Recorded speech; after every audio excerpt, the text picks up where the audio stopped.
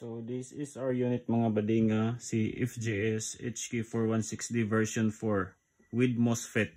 So karon mga badi, explain ako sa inyo ang MOSFET mga badiya. So ang MOSFET mga badi, so nana siya ay daghan na siya og firing mode mga badi. So makapili ka kung unsa nga firing mode imong pili na single shot, burst, binary, na apoy, automatic. So ipakita na ko sa inyo karon mga badi ang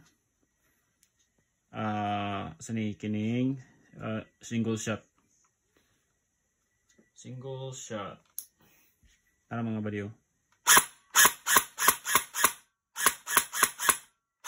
Muna ang single shot. Kung gusto tag binary, ato ang ilong press lang ni nato ang iyang trigger. Nainitin yung body. So buto sa bot na change na ang iyang firing mode. Na binary na siya. Oh.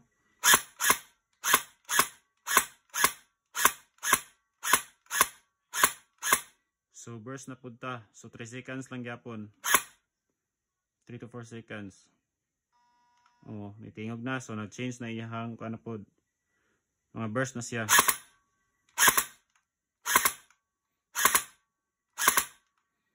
So change sa pod tag burst yapon pero mas daghan siya og kuan.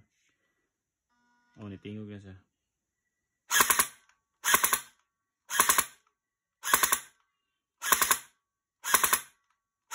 Kung gusto na to ibalik sa single shot mga badi, so long press ang yapon ta.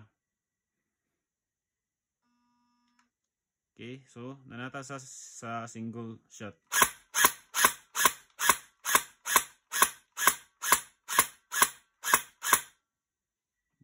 O full automatic.